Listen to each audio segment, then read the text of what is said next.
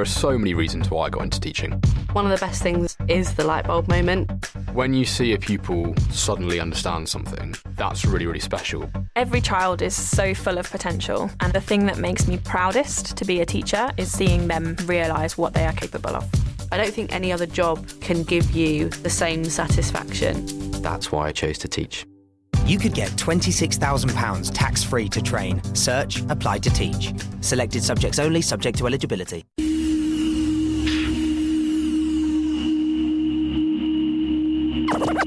Ladies and gentlemen,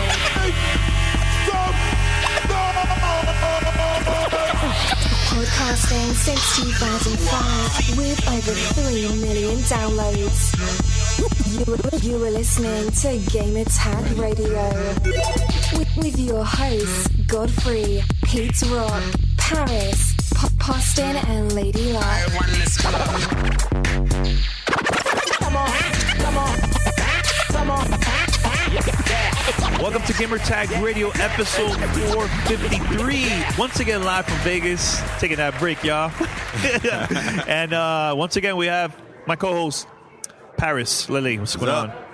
You're good. You're happy. Been drinking a couple. Well, actually, only one beer. Yeah, I had a beer. You going for round two? Yeah, round two. Right. The cupcake ATM is all going to be good, man. All right, cool, man. And once again, DCD back to back. What's going on, man? Oh, man. It's almost like he didn't even move from the chair. It's like a week just passed by before my eyes. Wait, what day is it? What's going on? We're wearing the same clothes. What is this, right? All right, man. Cool. Everybody, head over to gamertagradio.com and check out our past episode. You know, post your comments and feedback, all that good stuff. Give us a call, 786-273-7GTR. Email us, fanmail@gamertagradio.com. Shout out to the listeners who've been sending a lot of emails. Oh, yeah. We've been reading them. Thing is, the timing is like it's hard, for us to read everything, but we will in the future episodes. Well, no, actually, a lot of the feedback we've been getting is what I want to talk about on this episode. Which one? Destiny. We've been getting all kind of Destiny questions and concerns and all that kind of stuff. So I'll just start it off and just be straight up. Okay. I play the game every night, every morning. I can't seem to stop playing it. It's crazy. Yeah. But I'm here to say, Bungie's in trouble. Why? Here's why. Here's why. The more I play it, I'm almost level 29 at this point. I've done the raid. I've done the Nightfall Strikes. You completed the raid. I got to the final boss. I haven't beaten them, but that's your goal. But, hey, look, by the time this recording airs, I will have beaten it because we already know what to do. But the point is this. I've done all the high-level content at this point. I'm virtually at a level in the game where there's only so much more I can do. Okay. If I really pushed it, I could hit level 30. I feel fully confident I could get level 30 if I wanted to. If you wanted to. Okay. My problem is this, and it starts with the Queen's Wrath, and I know they got Iron Banner here, which probably is going on right now as you guys are listening to this. I'm worried about premium content outside of the DLC. I know they got the DLC coming in December. I know they got the DLC coming in March. I just worry that they're going to lose a lot of people if that first expansion doesn't give people a compelling reason to want to keep playing. I have a comment about that. Should they release stuff every 2-3 months, every week to keep it fresh? Because I'm to the point that I'm like, there's a lot of other games out there. That's going to get my attention eventually. Yeah. Because they need a 3-month cycle. I think every 90 days they need some premium content. But that's hard. I know it's hard. But see, here's the thing. They don't want to be an MMO, but sorry, you're a freaking MMO at this point. And you don't have a story.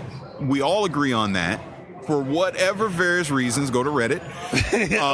I think we should talk about that. Okay. But we'll talk about that later. All right. Okay, you got the PvP with the Crucible, which I like. I play it. You got the high-level strikes, which I like, and you got the raid. So if you give me story missions, high-level strikes, and a raid to do every 3 months, which I know, like you said, is very hard to be able to have that much content, I think people will stick with the game and they'll keep coming back to it. But if they start slacking on that and we get 6 months in between premium content, people are going to start playing The Order. They're going to start playing Witcher. They're going to do other things. Respawn, been doing a really good job releasing DLC every few months, like keeping it fresh. When you go to Timefall now, it's a totally different game. And I know they're going to start releasing even more DLC. So I wonder how, because that's a totally different game compared to Destiny. Destiny is more of a MMO / first-person shooter. So I'm wondering how that is going to work for Bungie, because we're not used to Bungie releasing content every 3 months but for this type of game. Here's the thing, Danny. I'm glad you brought up Titanfall. I 100% believe what you're telling me, that the game's different now and there's all this new content and everything is good. They lost me already. I have no desire. But that's my point, and that's the point I'm saying of other gamers with Destiny. But I'm talking about people that they don't want to play Destiny. They love Timefall because remind them of kind of like Call of Duty. Mm-hmm. So seeing so much content every few months, it's like, well, actually every month there's like a new update.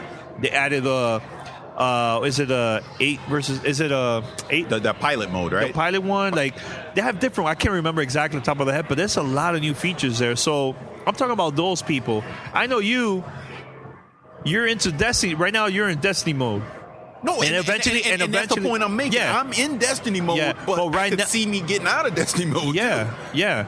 But I'm saying, like, I don't know. I feel like Respawn has been doing a great job on updating the game, and we don't see that with Activision, with Call of Duty. We don't see that much. We'll see like every but that's a different beast, though. It is a different beast. It's a different beast, but you got to give props to Respawn for making those moves. Oh no! For that type of game, it's not an MMO. It's just a straight up shooter, and that's it. Yeah. So they're adding a lot of new features to it. So those people that are really into that type of game, is fresh to them. Like, oh, okay. So I don't know. I just don't see it with Bungie. I don't see it. But go for it. Well, I mean, like Bungie, before they did this whole enormous thing with Activision, you know, they had the Halo universe and everything like that, and usually with the DLC that came with that was like with maps and stuff like that. With Destiny, they're opening, well, technically they did open some other arcs too, but I'm just saying with Destiny, it's a whole nother level up because they have to like deal with this content on top of the MMO-based universe. It's a little bit different territory for them, and, you know, it's a little bit scary because you have to please so many people in the audience and keep them interested and keep them hooked. I think, like you said, Respawn did a good job of that with their maps and everything like that. And, you know, and then redesigning it and making things better, adding new modes, stuff like that. It's just finding that interest point that makes the DLC worth it. I think that's the factor that Bungie and Activision need to find. Not just tack on something and say like, oh, okay, here's an extra raid. Wait, here's a loot cave. Wait, we closed it. You know, something like that. You've got to add the kind of content that draws them in. I mean, like, I could totally see, like, months from now, after Assassin's Creed Unity releases, they release some all-new heist missions or something like that would draw us back in because they're different territory, different thing. I mean, you see what I'm saying, though, right? Yeah. Here's the thing, like, Paris, check this out. Respawn has a smaller team than Bungie. Am I right or am I wrong? Oh, 100%. They have less than 100 people and Bungie has over 500. Okay, and here's another thing, too. They took how many years to work on Destiny? At least 4, probably more. With Respawn, it was a smaller group, and it was a smaller time frame, I think. Right? Am I right or am I wrong? So look at the content. The game came out when? February, March? March. And we're in, what, September now? Almost October. And there were released 3 DLCs now. No. 3 and including updates. Let's add updates, too. So they're busting their butts right now. Agree, which is what they need to do. And props to Respawn, which I guess I'm bringing this up for Bungie because Bungie, again, has over 500 people. They have a big money chest with Activision behind them to make sure that all the development costs and everything they need to get content out. Look, they said there's a 10-year plan. This is a living, breathing world. We're listening, and they are listening to people. They're making changes already, which we get. But you have to keep us engaged because if we're not engaged, there's way too many other games out there that we're going to start playing. And I brought up Titanfall because that was a classic example for me personally is I started getting distracted with other games and I just never went back to it. All right. I'm wondering, what is like the thing with Bungie? Like behind the scenes, like is it... Oh, you mean the Reddit thing? Yeah, let's talk about that. Yeah, the Reddit thing. I know this is not 100% confirmed. This is just all rumor and speculation. Rumor, so bear with us. Take it with a grain of salt, but we're bringing it up because the pieces seem like they kind of fit when you look at the final game. Basically, it sounds like Destiny was the victim of a power struggle internally. Okay. That's why you start seeing some key people leave, like Joe Staten left, who was Marty O'Donnell left. And if you look at what they were promoting Destiny to be in 2013 versus what it became in 2014, there was a story there. There was 100% a story there. It was in some of the trailers, just things they showed at E3, etc., versus what we got in the end. We're also seeing that a lot of those assets are already in the game and locked behind. And I know Deej has come out and said that, a lot of that stuff is just placeholder. It's still work in progress. But it makes you wonder, did they hold back a lot of the key story elements to include them later down the road in DLC when you have to actually pay for them? That is kind of the worry of it. But at the same time, this is a unique game on the console landscape because it is a game that's supposed to be this living, breathing world that you're supposed to always play, and the only way you're going to always play it is with premium content. The only way you're going to always get premium content is if you pay for it, which, in my opinion, maybe they should have gone with an MMO subscription. Maybe it doesn't need to be $10 a month. I don't know about that. $5 a month. I think it won't work for consoles. I agree with you, but it sounds like the way they're going to counter that is we're going to get hit with $30 expansion packs a couple times a year.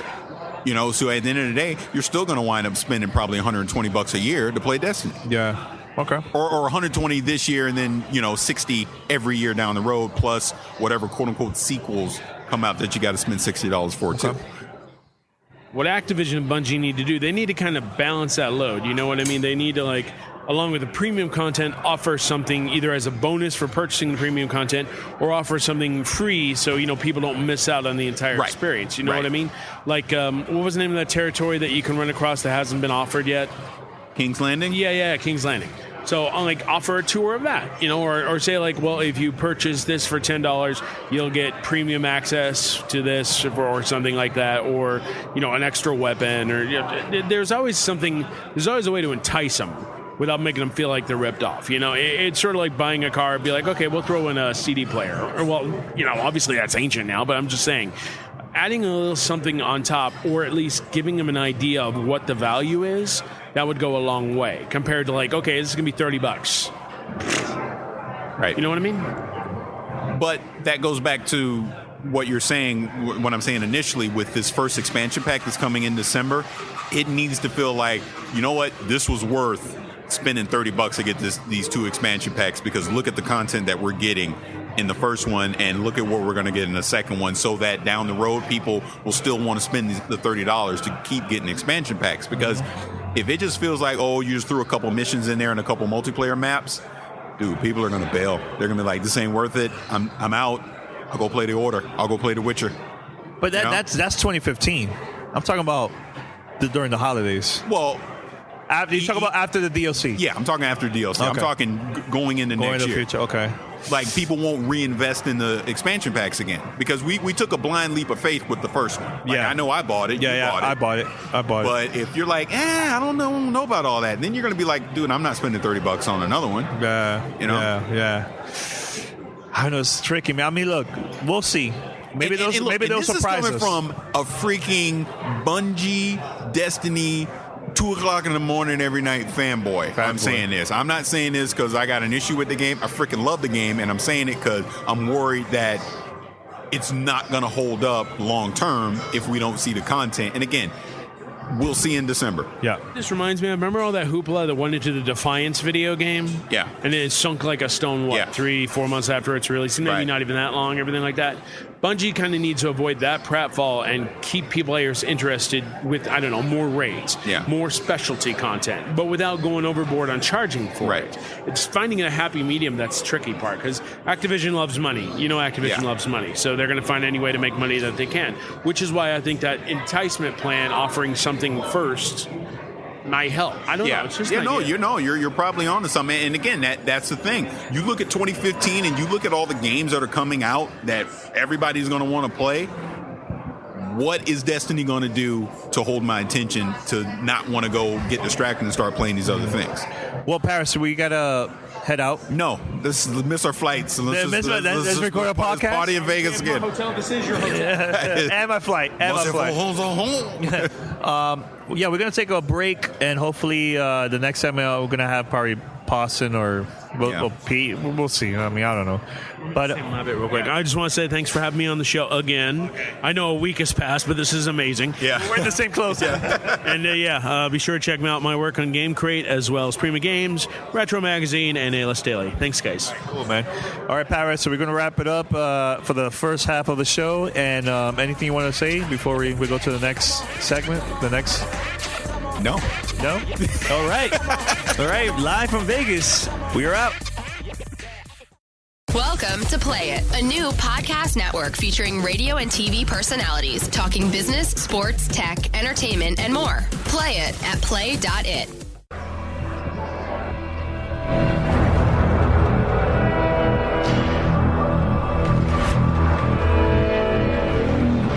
Hey, what's up, Gamertag Radio? Paulston J here, doing a review for Aliens Isolation on the Xbox One. Now, a little background from me. I'm a huge Aliens fan, going all the way back to watching the VHS in the 90s.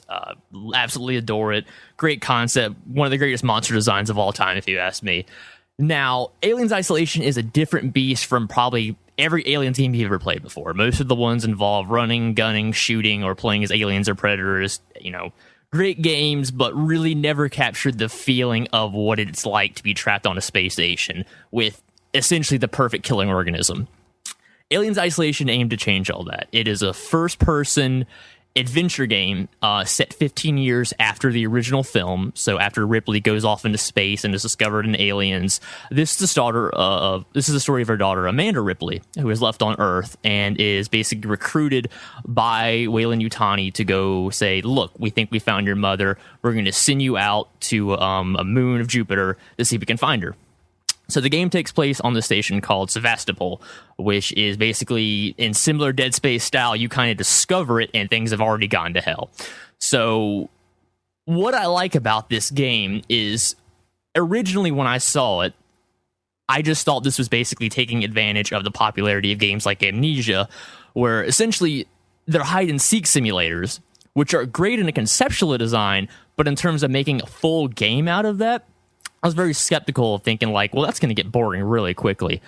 I got to say, I was very wrong about this game. It does a great job of pacing, introduction, and the gameplay. And what I mean by introduction is one of the core tenets of the original Alien film was the fact that you really never see the monster full on until the final minutes of the film. It was all side shots, people being eaten. You never really could tell what it was that was killing everybody. And that's what made it such a good film, because the minute you show the whole monster, you kind of lose that whole effect.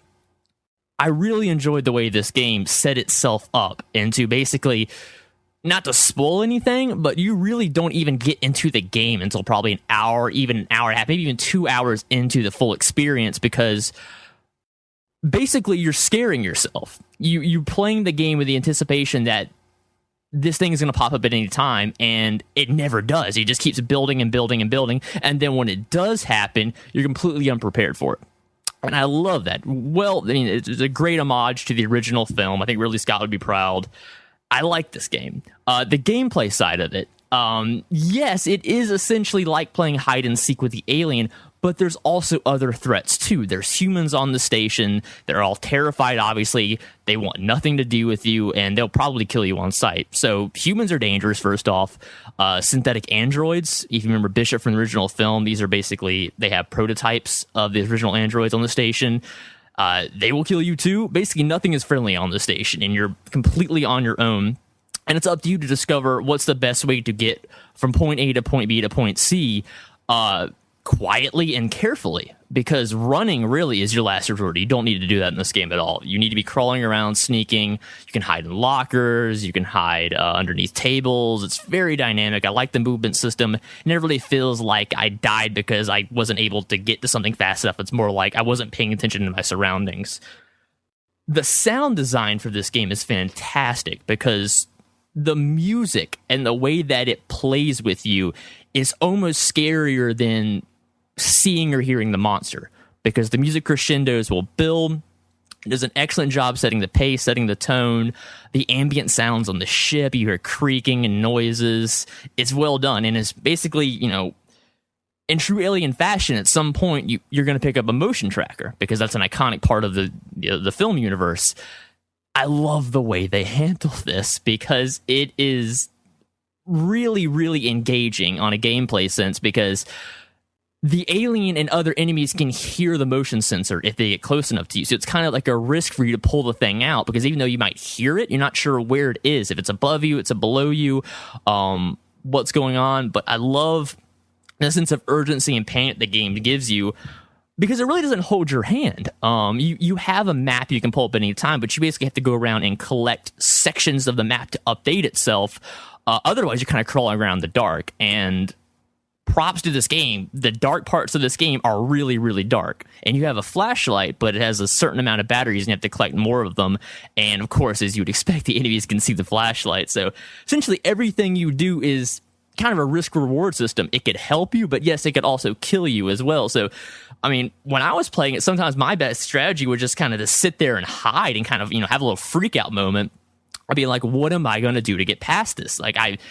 It really does take your full attention and brain power. You can't really play this game, lazily or half-assedly. It's designed well. The flaws, on the other hand, because no game is perfect, obviously.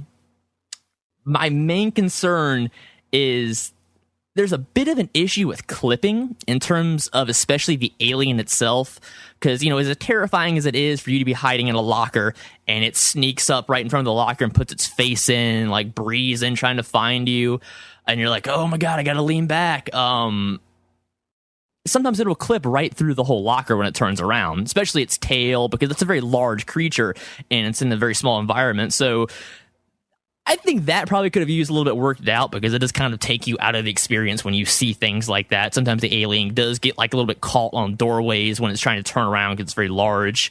But really, that's kind of a nitpicking, because it doesn't happen that often. But I think I would have liked if they'd gone a bit further to, remove that problem, just because, again, it's a little removes me out of the immersion for me. Another thing, kind of, I guess the bigger problem would be there's frame rate issues. And I can't speak for the PlayStation 4, the PC version, obviously, because I'm playing on Xbox One.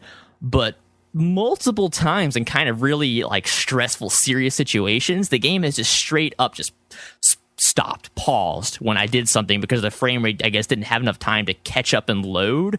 So a good example is, I was fighting an android once. It was trying to come after me, and I was putting bullet after bullet into its head, not doing anything, freaking me out. But then when I finally got the killing blow on it, two things happened at the same time. Basically, it recorded a game clip automatically. That's what the one does when you do certain things. It records it for you. But it also gave me an achievement, too. So I guess both of those loading at the same time essentially paused the game for a good, 2-3 seconds as I killed the enemy. And then when the game unpaused and the enemy fell over, everything kind of sped up back to pace, and I got the achievement in the game clip. But it was very unnerving, because it kind of totally threw me out of the experience for a second. The worst offender, I think, is when it happens with the alien, because the game is really good at making you feel like nowhere is safe. So a great example of, classic alien universes, don't walk underneath big holes in the ceiling, because guess what's going to happen? Yeah, you guessed it. I didn't see that coming. I was running full speed down a hallway, and all of a sudden the game just pauses and freezes. And I was like, what? And then by the time it reloads again, I see the alien killing me, and I was like, what the heck just happened? Again, it did the game clip recording thing to be like, oh, wasn't that cool how you died with the alien? But because it did that, it ruined that actual experience. 'Cause instead of me going like, oh my God, what the heck? It's kind of like, wait, what just happened? Oh, I'm dead. Oh, that was neat, but I guess it didn't freeze. I wasn't a fan of that. And it seems like that happens continuously, because the game really likes to be like, hey, every time you get killed by the alien, let's save that as a game clip. But usually that kind of messes with your experience, because the coolest part of the game is seeing all the different ways the alien can kill you from a first person point of view. But when it's freezing and lagging during that, again, you're completely sucked out of the experience. So that was kind of my main problem with the game right there. Hopefully a patch can come out at some point to smooth that out. I gotta say this for the record. I bought my Xbox One this year because they removed the Kinect, because obviously you guys know I've never been a fan of it. I've got to admit, this is the first game I've ever played where I wish I actually had the Kinect, because it has two cool features built into it if you have the Kinect with your Xbox. This also works with the PlayStation camera on the PlayStation 4. It has head tracking. So there's a lean system in the game. If you're behind something, you can hold LB and you can kind of poke your head up left, right, and around to kind of get a view of something out getting seen. But you can do that with the head tracking of the Kinect too. So it detects left, right, up, down, things like that. And I was like, wow, that sounds really cool. And then on top of that, it has a noise detection system, because Kinect has a microphone, obviously. If there's any noises present enough in your room or wherever you're playing that's loud enough to trigger the camera, that will alert nearby enemies. So, I mean, something as simple as, if you're hiding in the locker and all of a sudden you got to sneeze, you better pause that game, because it's going to turn around and kill you because it heard that. And I just thought that was really neat. And I've got to give Sega and Microsoft props, because this is finally the kind of things we need for the Kinect. Things that improve the experience and aren't just replacements for other parts of gameplays, or instead of using a controller. So I gotta admit, I wish I had a Kinect to turn these features on, because they sound really cool. Moving on overall, this isn't a game that's for everybody. It's not a first-person shooter by any means. It's more along the lines of, as I said earlier, an adventure-style game, because there's very little hand-holding. You kind of have to discover what you do based on audio cues from people talking to you, visual aids. The map obviously is very helpful. I like the way the game is designed, because it is difficult, but not overtly so. The only thing I can knock the game against is the save system is a little wonky. You have to manually save at little checkpoints, and you only have one save file, so you can't do multiple save files and try different things. For the most part, they're pretty fairly split out in terms of making you feel like you're getting a save point every once in a while, so you feel like you're making progress, so you're not dying and being sent back a long ways. There is a particular part of the game, though, that, it's essentially a very stressful, very intense part of, getting away from the alien and trying to escape this place before it locks down. And, it's a really cool sequence, and it took me a couple tries redoing it to do it, but then I was like, oh yeah, I got through this. I made it. Walk through the door, cutscene, and then it's like, oh, things have gone to hell again, and now it's like, the room is on fire. Find a way to escape. I'm like, okay, so typical video game logic. I'm gonna be like, well, let me explore first and find some upgrades and items and stuff like that. And then it was like, okay, now how do I get out of here? And I could not figure it out. And I sat in that room for literally about 5 to 6 minutes, like being like, I don't know where to go, because there's no doors open. I can't find any way out. And then boom, I just died of smoke inhalation. Without no warning that says like, hey, like real life, you can't be in a room with fire and smoke too long because you'll die. But I don't think I've ever played a game that even emulated that concept. So, Ripley dies from smoke inhalation. I'm like, wow, crap. It's kind of like half, that's kind of neat, and half like, what the heck? Really? You're not even telling me that's a threat to me? So I was like, okay, well, if you put me back into that room, no, it sends you all the way back about 25-30 minutes, obviously, of gameplay to be like, no, try that whole thing again, escaping from the alien, and then when you get you back in that room, try to figure out before you die again. So I was like, okay, that's a little excessive. There does needs to be a little bit more of telling you, hey, this is what you should do, or at least telling me, hey, you can't be in this room for very long because you die of smoke inhalation. So kind of double-edged sword there. That bothered me a little bit. The final thing I got to note is I enjoy the there's an item upgrade / creation system. So obviously you're on the space station. You really don't have any weapons other than, you get a handgun. kind of early on, but again, that doesn't do anything to the alien. Don't even bother doing it. I tried and died horribly. Basically, your main form of defense is making little handcrafted items. So you have things like you can make med kits, obviously. You have flares that can be distractions or light sources. You have smoke bombs to hide yourself, flashbangs to blind enemies, EMP mines to damage electronic enemies, a noisemaker you can throw to distract the alien for a certain amount of time so you can get around and get away.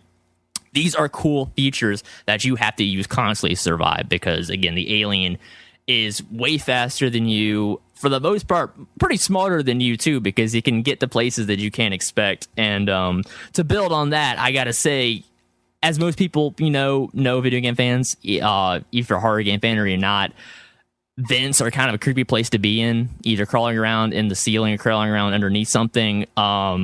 The first time that you realize that alien can get to wherever it is that you can be, it's horrifying. So kudos to the design team because there really is zero safe place in this game to hide. I like that. It's very stressful. It's a cool design. So overall, this is a fun game. I really recommend that anyone check this out. And especially if you're an Alien fan, you have to play this. I don't think there's any question. Obviously, if you're one of those people that only likes James Cameron's Aliens film, you're not going to like this at all because there's no pulse rifles, smart guns. You're not shooting a bunch of aliens. It's an emulation of the original film. And I like that a lot because, again, horror games have been kind of confined to the PC for the last couple of years, with indie developers really being responsible for all the real innovation because essentially after Silent Hill and Resident Evil kind of went to heck, we kind of gave up on console horror games, but this is the sign of things are coming back. You have games like this, games like Evil Within coming out later this month. I love horror games, and I love especially horror movies that are being adapted into games. This is a good one. Simple as that. You need to try it, I would say, unless you just hate horror games. Is it worth $60? That is a very good question. I would say you have to be an Alien fan to pay $60 for this game because I think anyone else would enjoy this, but I'm not sure if this style of game would be fun for them, 5, 6, 7 hours in the longer you go because it's essentially it never lets up. It's a stressful game from start to finish. You're not going to get magically more powerful or anything, but I like that. It's different from most other game designs. It's well put together. The visuals look good. The sounds amazing. I really have enjoyed my time playing this game. So, yeah, I think anyone should give this game a try. I really wish there was a demo that people could play. But obviously, if you're an Alien fan, I think you should definitely get this game. If nothing else, it's basically saying to Sega, look, this is the kind of thing we've always wanted. Thank you for making it. Here's our money supporting that because I would love to have more things in this style down the road because, they're not doing anything with the Alien film franchise. They're making Prometheus 2 and, Ridley Scott's already got on the record and saying that, there won't be any xenomorphs in it because we don't think that's cool anymore because we did that 4 times already. And I completely disagree with that. So if the movies aren't going to do it, let's hope the games can instead. But again, this game is good. I like it. Check it out. It's definitely worth your time. Even if you're not an Alien fan or a horror game, at least, borrow it from a friend, Gamefly, Redbox it, give it a shot. But again, if you're an Alien film, I think you have to have this game because it is a lot of fun and you're not going to find an experience like this anywhere else. So, good job. Welcome to Play It, a new podcast network featuring radio and TV personalities talking business, sports, tech, entertainment, and more. Play it at play.it.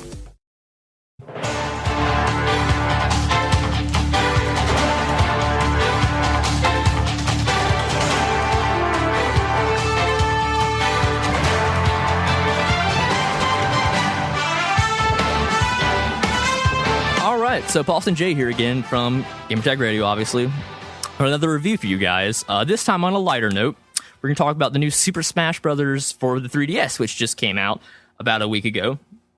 Now, I am a really big Super Smash Brothers fan. I remember the first time I played the 64 version back in the day and just being enthralled by the concept of making, Mario and Link get the crap out of each other. I thought that was just so cool.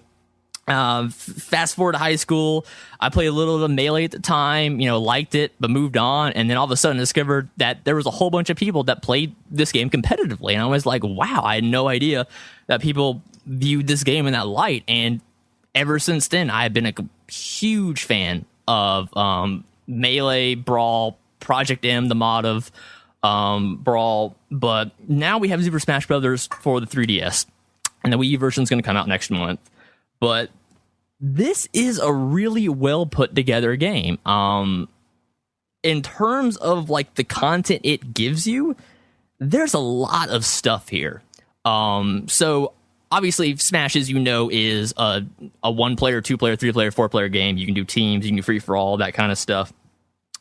But for Smash 3DS, what they've done is take that concept and apply it into a handheld format, and I think it works really, really well because this is like the epitome of a pick-up-and-play game. Obviously, if you had things like Mario Kart in the past, you know what I'm talking about, then it's good to have that one game in common with all your friends, so you can be like, hey, you guys want to play a DS game? Like, oh, yeah, we all have the same thing. Let's load it up. So what I like about Smash is it's familiar, yet it's new. They took a lot of criticism from me included for, what Super Smash Brothers Brawl was versus what Melee was, because, if you don't know, the creator, Masahiro Sakurai, does not view the game as a competitive fighting game as, a lot of people do. He, it's on the record saying he doesn't really, that was never his intention. He doesn't understand that. He wants to make a game that's accessible to everybody. And I respect that. Because, people will go out of their way to make a game their own. Melee was full of basically what you would call glitches, but they essentially became core gameplay components that made the game very, very competitive. Same thing with Halo 2 and things like BXR and BXB. So with Smash 3DS, it is a different approach. It's not as fast as Melee, obviously, but it is smoother than Brawl. I mean, when you're running this game, it runs at 60 frames per second, which if you've never seen a fighting game run 60 frames per second on a handheld, it's very impressive. It's very fluid. The controls are good. Obviously, you're lacking a C-stick until they make that new Nintendo 3DS come out, but all the other button functions are emulated just fine. Obviously, as you probably heard, a lot of people are having problems with breaking their analog stick on the 3DS by playing Smash, I guess, way too hard. Friendly reminder, guys, small, precise movements do the same as big sweeping motions, so try to take care of your 3DS while playing this. If not, I know some people, friends of mine, that have basically gone out and got a cheap 3DS or a 2DS just for the sake of playing this game because they're worried that they're going to mess the 3DS yet. But I've been playing this for a week. I haven't had any trouble with any buttons stopped working. But in terms of content here, you have a couple of new things. Obviously, the newest single-player feature is called Smash Run, which you can do either by yourself or with friends locally. But what it is, essentially, it's like a little emulation of the Metroidvania kinds of games where it's a 2D side-scrolling game. It gives you 5 minutes to go around these different combined Nintendo worlds and beat up enemies, collect power-ups, so you make yourself faster, stronger, do better special moves, higher defense. So essentially it's a race to see like how leveled up you can get in a certain amount of time. And then at the end, it makes you fight against the other 3 people that have been doing the same thing for the last 5 minutes. And that can either be a standard Smash match, that can be like a race to see how fast someone can get from one side to the other. It's a great pick-up-and-play mechanic because it's easy for anyone to hop into. Basically give them 5 minutes to kind of figure out how the character works, what the attacks are like, and then throwing them into a competitive match because, as people know, it's not fun to be stomped in this game by any means because, there is a very high skill ceiling, so people can become, exponentially good at this game, and, if you're a beginner, it's not going to be too fun for you. But luckily, there is a lot of content here that is designed to be, new player friendly. So you have, your classic mode, so you can go basically moving up a little, almost like a Mario Kart, little dotted lines, like, oh, I want to go left or right and fight this guy instead of this guy. Teams of 2, fight a metal version, fight a giant person, fight the final boss, stick master hand, crazy him. It's good. They get the all-star mode return, so you can beat up the sandbag, throw it as far as possible. They added a new one where it's called Target Blast, where you basically have to beat up a bomb and throw it and blow up some targets. Multi-man smash returns, beat 100 guys as fast as you can. There's a lot of content here. And one of the most unique parts of the content is the fact that they added the ability to play as Miis. So you can import your Mii from your 3DS, you can create a new one and basically make your own custom character from like 3 slets of you can be a fighter, you can be a ranged damage dealer, you can be a sword user, and then as you play the game, you can unlock clothes and hats and abilities basically to customize your little character to make them yourself. On the same note, you can do the same thing to the Brawl, I'm sorry, not the Brawl, the Smash 3DS roster. So as you play through that character, you're basically unlocking new powers that can replace your standard powers. So, you have all your specials, your up B, side B, down B kind of stuff. In this game, everybody has 3 different versions of that attack. So, for Mario, it's like, small fireball, large fireball, like at Samus, it's like, ice rocket, fire rocket, that kind of stuff. It's neat. It's obviously nothing, revolutionary in terms of making you be like, oh, it's a completely different character, but it makes the character unique in its own way because, you may like a certain aspect of a character, but you may not like, one other aspect, like, you think they had bad recovery. So you can change your up recovery move and have something that's more useful for your playstyle. And I really enjoy that because that's something you can turn that option on and off, be like, I want to play with default fighter so I know it's a level playing field. I know how everyone fights. Or you can turn it on and you can be surprised in the middle of comment and be like, oh, I've never seen that move before. How do I respond to it? The roster's good. Again, you're mostly going to have a lot of returning people from Smash Brothers Brawl, a lot of popular ones like Zero Suit Samus and Pit, Ike, Meta Knight, that kind of stuff. The new characters they've added are good too. I mean, they've added new 2 Fire Emblem characters with Lucina and Robin, Shulk from Xenoblade Chronicles, Palutena from Kid Icarus, Little Mac from the Punch-Out games. Good combination of old and new.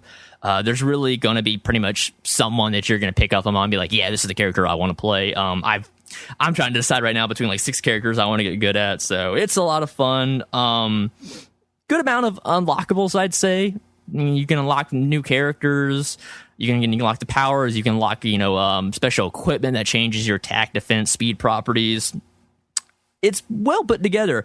One of the credits I gotta give kudos big to Nintendo is the online. We finally have a real version of Smash Online. So when you load it up, you have the option basically of 2 things. One's called for fun, and one's called for glory. So for fun, basically, is like it auto match makes you with 3 other people. Puts you in a game like a 2-minute time limit and see how many kills you can get with items on. So it's really fun just to jump in, try a new character out. There's no repercussions. You're not going to have your stats tracked or anything. It's just a way for you to just get into the game and, get better, because one of the best way to get better at a fighting game is to play other real people, and particularly people that are as good as you are or better, because that's how you learn.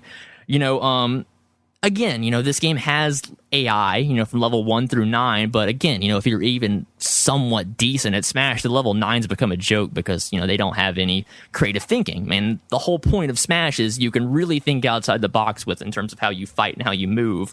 So that's really good. So they have a working online system you can pull up whenever you want, fight some people, get better at the game, essentially. So when you go for glory match, that breaks it down to, competitive Smash where it's 1 versus 1.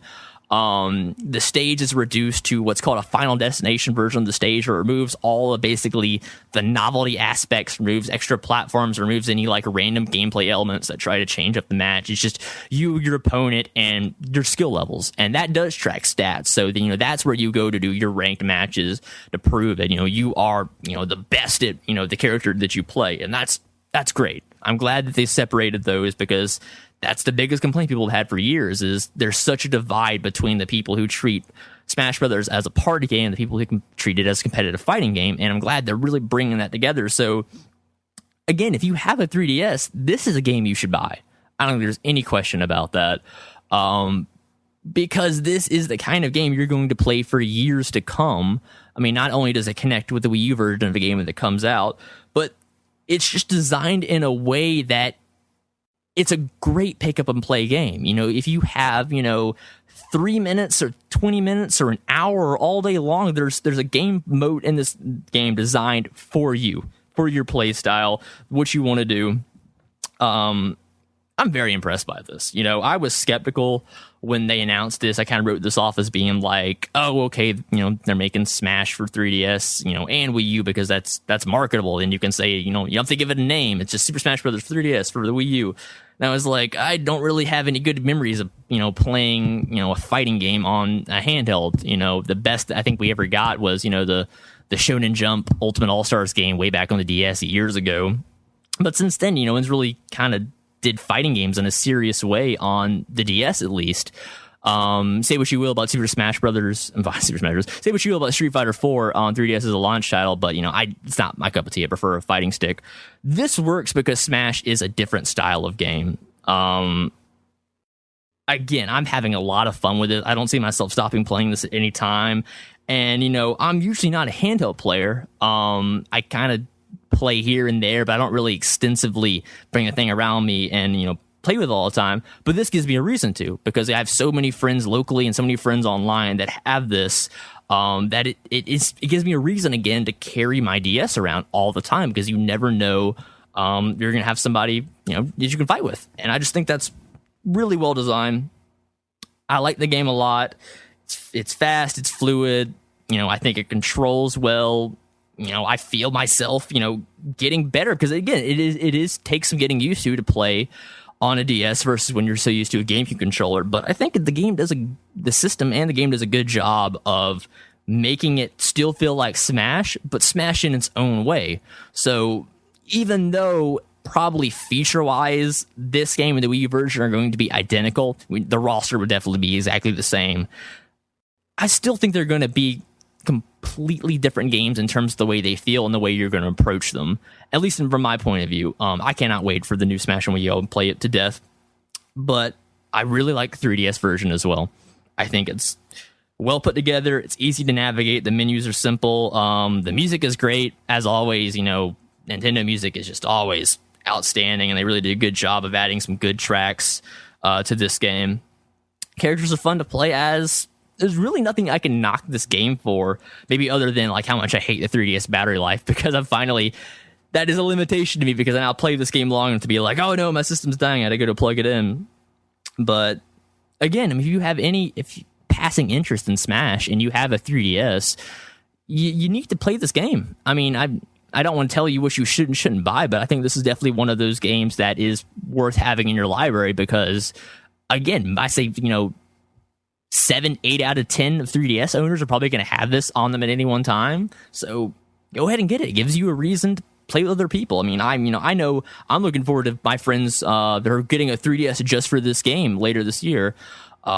Because again, I know so many people that have it, that it's fun to have something all in common, that anyone can come and play. And again, there's cooperative modes too. You don't have to fight against each other. You can be on teams. You can take on the single player co-op challenges. I'm rambling on here, but I really like this game a lot. I think everybody with a 3DS owes it to themselves to at least try it. You know, surely a friend of yours has a copy. The only thing I'll have to knock this game for, I know people would probably disagree with me, is there's a lack of DS download play here. So because yes, there is a demo you can download on the marketplace, but one of the biggest appeals for me for the DS, you know, both the original DS and the 3DS, is the ability to basically let other people try a version of a game you're playing with them with the DS download play. I thought that was a great feature that really every game should have, because it basically lets you sell a game to your friend to be like, you know, hey, instead of me just handing you my 3DS and being like, hey, check this out, you know, and I'll play it around and then we'll switch it off, and, you know, that's all right. But like, if they have a 3DS and they don't have this game, I really would have liked the ability to give them some kind of like little demo version that we can play, even something as simple as like a 2-minute time match. Again, I'm bummed that's not in there. You have to have, each person has to have their own copy of the game. But again, as I said, most people are probably going to have this game anyways, so take that as you will. I was a little bummed that they took that feature out. But other than that, it's a great game. It's got pretty much everything you need for a Smash on 3DS. So definitely, if you have the handheld, again, download the demo off the marketplace. If you haven't yet, try it out. But I think this is a must-own title for the 3DS, and I don't see interest wavering in this game anytime soon because, again, if you put it this way, by next E3, you're going to have a lot of people sitting around playing 3DS playing this game because it's just going to be the go-to thing. And that's awesome. I love Smash. Can't wait for the new one. But again, check this out. It's a lot of fun. I don't think you can go wrong. Well, we're going to wrap it up, guys. Head over to gamertagradio.com. Put your comments and feedback. Give us a call, 786-273-7GTR. That's 786-273-7GTR. Also, email us, fanmail at gamertagradio.com. And that's it. We're out. You're listening to Gamertag Radio. Be sure to like us on Facebook. Follow us on Twitter. Tune in next time.